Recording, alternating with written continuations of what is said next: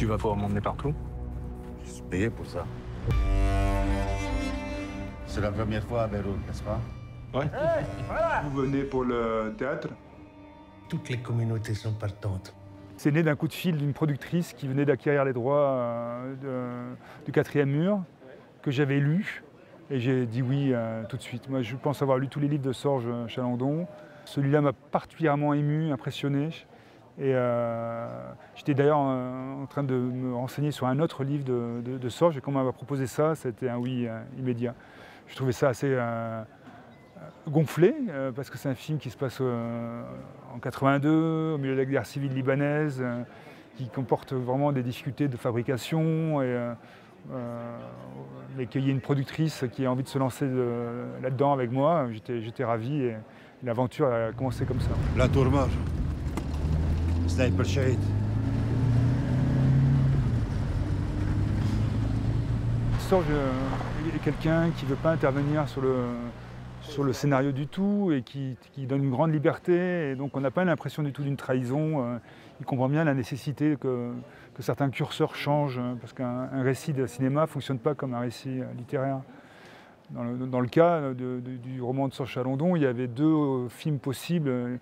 Le roman, il est coupé en deux. Il y a une première partie sur la gauche radicale des années 70, qui serait un film en soi. Et la deuxième partie qui est centrée sur ce projet théâtral un peu fou, qui consiste à monter Antigone à Beyrouth, au milieu de la guerre civile, pour montrer que c'est possible de mettre des Druzes, des Palestiniens, des Sunnites, des Chiites ensemble, et que la guerre n'est pas la seule logique. Et voilà, on a centré évidemment le film sur ce projet théâtral à Beyrouth. Ça y est, on est passé. Baisse la tête, baisse la tête!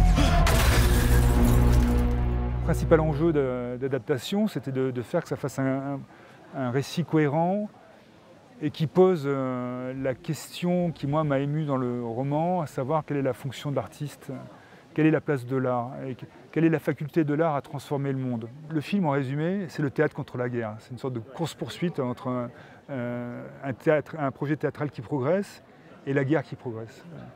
C'est le théâtre contre la guerre, c'est l'illusion contre le réel.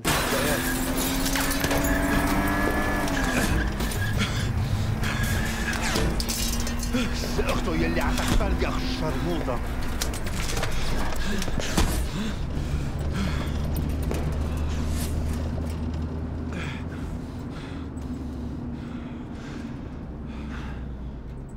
Georges ne peut pas renoncer parce qu'il a vu dans ce projet de théâtre vraiment un symbole de paix. Et renoncer au symbole de paix, c'est abdiquer face à la guerre, c'est accepter la logique de la violence. Et voilà, il s'est chargé d'un tel pouvoir symbolique qu'il ne peut plus reculer. Et il devient lui-même quelque part Antigone. Français, French. Maronites, chiites, druzes, palestiniens. J'y comprends rien, moi, à cette guerre. J'ai jamais foutu les pieds au Liban. Ça va être très bien. Merci. On n'est pas obligé d'avoir lu Antigone pour comprendre le film. On n'est pas obligé d'avoir une culture politique sur le Proche-Orient pour voir le film. Mais Antigone, c'est un personnage qui est très connu pour être un personnage de résistance. Antigone, elle dit non. On lui dit si tu acceptes d'avouer que tu as enterré ton frère, contrairement aux lois de la cité, on t'épargne, on ne te tue pas. Mais si tu t'obstines à ne pas vouloir avouer, on va te tuer. Et elle dit non, elle dit non tout le temps. Donc Antigone, c'est quelqu'un qui dit non, et Georges, ça devient Antigone parce que c'est quelqu'un qui refuse de reculer, parce qu'il se sent chargé presque d'une mission qui est de montrer que la paix est possible. Ici, on manque de tout. Les cahiers pour l'école, l'électricité, l'eau, le pain. Vous venez de la France avec votre théâtre, vous claquez des doigts, vous êtes reçu dans tous les ministères et vous avez tout ce que vous voulez. Marwan, qui est joué par Simon Abkarian, crée le doute, mais c'est un doute que chaque artiste a. Hein. Quand on fait une œuvre qui est plus ou moins politique, je pense que toute œuvre est politique, on se pose toujours la question de est-ce qu'on le fait dans l'espoir de réellement de faire changer les lignes, ou on le fait pour se faire plaisir, ou on le fait pour se donner bonne conscience. On est où exactement avec ce projet de transformation du monde, aussi minime soit-il? Marwan, il pose frontalement, et même de façon provocatrice, la question. et à la libanaise, je dirais, sans fioriture. Là, je ne comprends pas ce que vous venez faire avec le théâtre, là, maintenant, dans notre pays. C'est-à-dire? Je ne crois pas que vous faites vraiment ça pour nous, mais surtout pour soulager votre conscience. Et ça, je le dis 100 fois à Samuel. Et Georges lui répond que lui, sincèrement, il est là avec ce projet théâtral qui est symbolique, qui porte autre chose que Hanouille Antigone de Hanouille, qui porte un symbole de paix. Je t'assure que je suis pas là pour soulager ma conscience, hein, tu te trompes. C'est pas son projet à lui au départ. C'est un projet dont il hérite de Sam, qui est un ami, qui est très malade et qui n'a plus la force physique de continuer ce projet-là. Ce qui est intéressant dans le fait que ce ne soit pas son projet, c'est que c'est quelque part, comme vous dites, une mission qu'on lui confie, moi je dirais un rôle qu'on lui donne. Il accepte un rôle en fait, comme un comédien. Il accepte le rôle d'être le metteur en scène de ce projet un peu fou. Et c'est important que ce soit un rôle qu'il accepte, parce que le quatrième mur, cette notion théâtrale, ce mur qui sépare l'illusion du réel, qui sépare la salle, les spectateurs de la scène des comédiens. Le personnage de Georges, joué par Laurent Lafitte, il va traverser le quatrième mur. Au départ, il a accepté un rôle de metteur en scène, et au final, il va lui-même rentrer dans la tragédie de la guerre. Et il n'est plus de question de théâtre au bout d'un moment, il est question de vie. Et il va lui-même devenir quelque part Antigone. Et c'est parce qu'au départ, c'est un rôle qu'il a accepté. Et c'est ça qui fait qu'il traverse le quatrième mur, c'est qu'il abandonne quelque part cette notion de réel et d'illusion et il rentre dans le tragique. Fadal. Tu es juif? Non. Non, alors comment Samuel te fait confiance? On a milité ensemble. Il m'a fait découvrir le théâtre, il m'a éduqué, il m'a aidé à monter des spectacles. On a joué ensemble. يا الله هلا وقت روح شوف شو صار بالموتور. روح. J'ai effectivement pensé à Laurent, déjà parce que c'est un excellent comédien, que je trouve tout le temps juste. Là, je sais qu'on allait aller dans des territoires peut-être pas trop habituels pour lui, vraiment de la tragédie et du premier degré. C'est un personnage où il n'y a aucune ironie. Et il porte cette espèce de fièvre, de naïveté par moments. Laurent, je trouve, de façon très émouvante. J'ai beaucoup aimé travailler avec Laurent Lafitte. Et effectivement, la première raison, c'était son expérience théâtrale. Il y a quelques scènes de répétition théâtrale. Je pense que ça peut être très vite ennuyeux au cinéma, le théâtre. Je voulais rendre ces scènes extrêmement vivantes et je voulais absolument un comédien qui ne lise pas un scénario, qui ne suive pas les dialogues d'un scénario, mais qui invente, qui les vive. Ce que fait Laurent, parce qu'il a connu ça de l'intérieur. Voilà, c'était son expérience de théâtre était l'une des raisons pour laquelle je suis allé vers lui. Quand tu arrives dans un camp, tous les autres sont des ennemis. Tu comprends ça? Ouais. Ça va? Il y avait trois personnages auxquels je tenais avant d'aller au Liban. C'était Laurent Lafitte, c'était Simon Abkarian pour jouer Marwan. Simon Abkarian, ça a vraiment été une chance qu'il accepte de jouer Marwan. Simon, il est libanais, c'est un Libanais arménien. Il a grandi à Beyrouth, il a connu cette guerre civile de l'intérieur. Et pour lui, aller au Liban, il n'était pas allé depuis quelques années, c'était retourner en famille, retourner dans son pays. Et je l'ai vu très souvent très ému, Simon, et je trouve qu'il a offert cette émotion au film. Bienvenue à notre maison. اهلا وسهلا Merci. كيف Les Druzes boivent de l'alcool? Vous n'êtes pas musulman?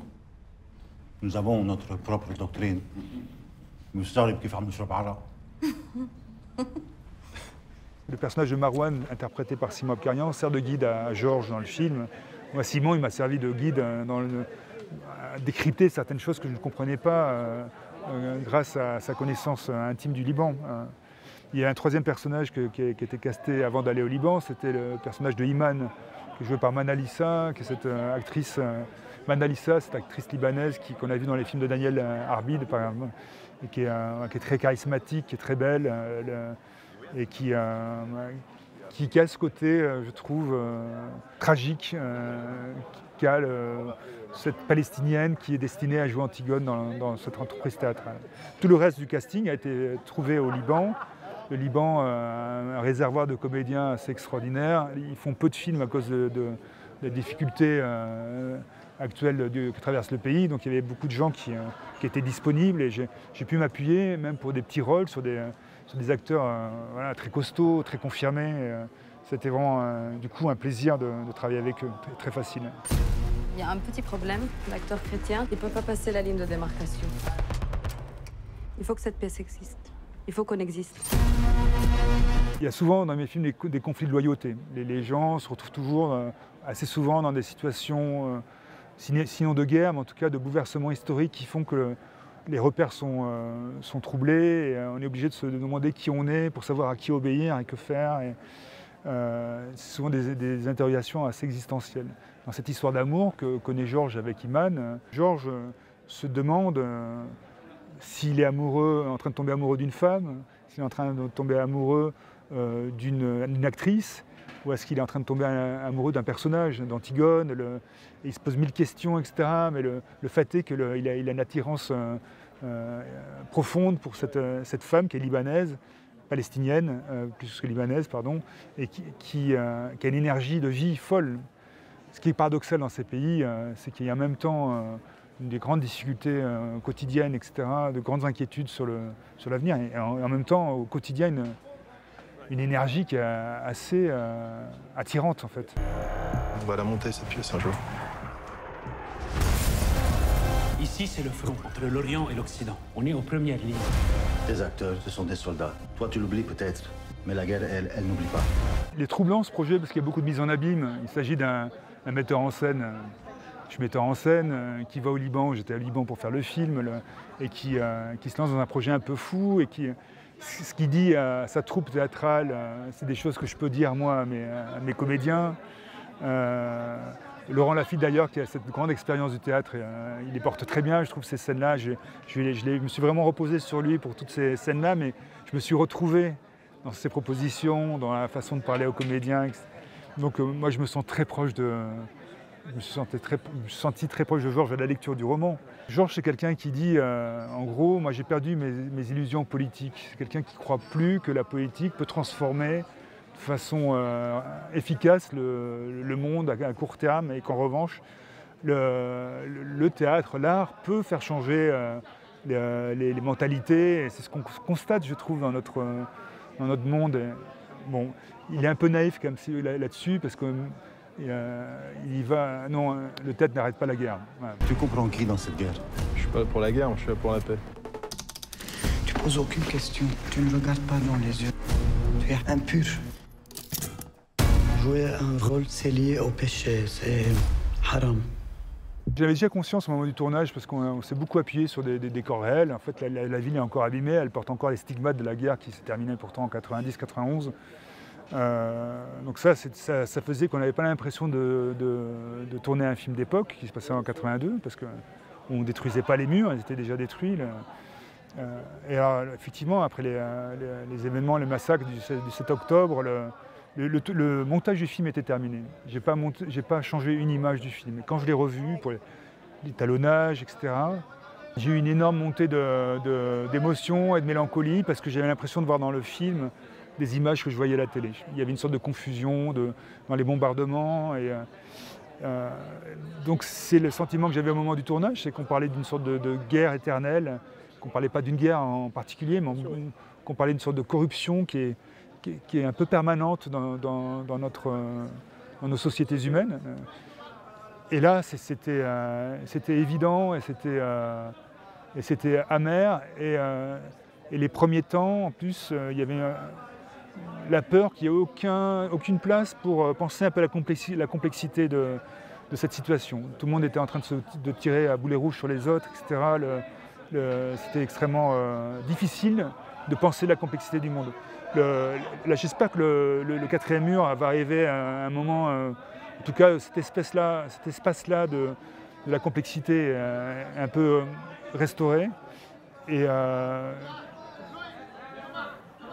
que ça va apporter une sorte de message de paix, comme comme ce qu'essaie de faire Georges à Beyrouth, avec le même risque que ça soit une bouteille à la mer. Mais voilà. Tu vas arrêter la guerre pendant 2 heures. Et tu sais qu'est-ce que c'est, la guerre? Tu dois fuir, Georges. Tourner au Liban, dans un pays où l'État est quand même en train de se déliter, ça ouvre la porte à beaucoup d'imprévus, etc. On a essayé de s'en nourrir plutôt que de s'en plaindre. Mais moi, ce que je retiendrai, c'est bon, sans dévoiler la fin du film, il y a un moment où on traverse des camps palestiniens où ont eu lieu des massacres, en l'occurrence Sabra et Shatila. Bon, ces scènes, elles ont été très très particulières à tourner. On les a tournées avec la figuration palestinienne. On les a tournées peu de temps après les commémorations de ces massacres, 40 ans après. Voilà, ça, je ne vais pas raconter dans le détail, mais on a été parfois débordés par l'émotion que procurait la représentation de ce moment historique. Maintenant, tu sais pourquoi tu es venu. What you do here? Théâtre.